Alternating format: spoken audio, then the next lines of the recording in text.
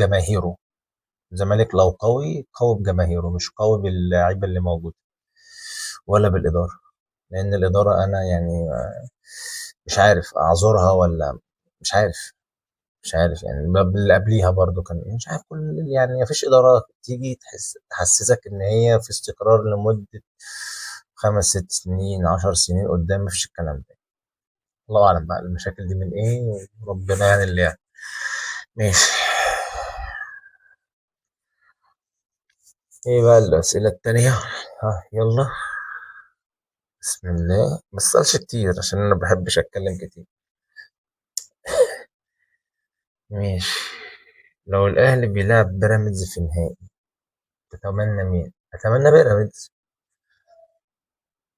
ومش شرط بيراميدز، يعني لو الاهلي بيلعب اي فرقه تانية آه في نهائي اتمنى لا ما ياخدهاش. هو يعني هي دي طبيعه مش كره. طبيعه لان معظم يعني ان المنافسين على مستوى العالم ما بيحبش المنافس بتاعه ياخد بطوله. ده طبيعي. انت لو سالت حد اهلاوي الزمالك لو بيلعب بيراميدز في النهائي تتمنى ايه، هيقول لك اتمنى بيراميدز او اي فرقه تانية يعني. آه مشاكل الزمالك دي من ايه؟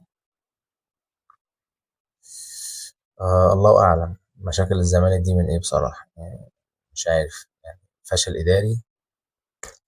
آه والله ما عارف يعني عشان إحنا مش في قلب المطبخ. يعني الواحد بيشجع الفريق وبتمنى إن هو يا رب يحقق كل الإنجازات اللي في الدنيا مع أي مدير فني مع أي لعيبة مع أي يعني أي إدارة. مش فارق معايا بس بصراحة ما عنديش إجابة للسؤال ده. يعني مين السبب؟ ما عنديش إجابة بصراحة. ماشي. أفضل لاعب في تاريخ نادي الزمالك. لاعب واحد؟ لا يعني أنا متعلق بكذا لاعب. لاعب واحد دي صعب جدا يعني ما أقدرش أقول لك حازم إمام شيكابالا يعني. بس أنا أكتر اتنين دول بحبهم يعني.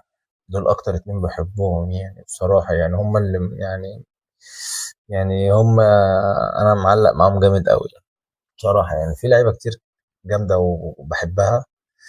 بس لو انت بتتكلم على لاعب واحد لا هنستثنى ونخليها اتنين يبقى انا حازم امام وشيكابالا. اكتر اتنين انا بحبهم وشفت منهم حاجات كتير جدا استمتعت بيهم في اللعب بصراحة. استمتعت بيهم وهما بيلعبوا. آه ليه الاهلي دايما متفوق على الزمالك؟ آه الطبيعي دايما ان في اي بلد بتلاقي في فريق متفوق يعني على فريق حتى لو في عدد البطولات او في عدد المواجهات. دي طبيعي.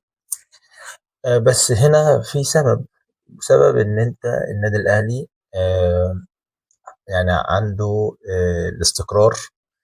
عنده الفلوس. عنده المساندات. لو في مشاكل عنده بتتحل بسرعة ما بتكملش يعني المشكلة انها تكبر وان هي تتطور يعني. بيجيب افضل لعيبة داخل مصر وداخل القارة الافريقية فبالتالي لازم دايما يبقى متفوق. الزمالك لما يفوز يعني بيفوز يعني طبعا بتبقى يعني اللي هي حالة يعني حدث حصل ساعتها يعني. آه، ايه تاني مش عارف. خلاص بقى كفاية.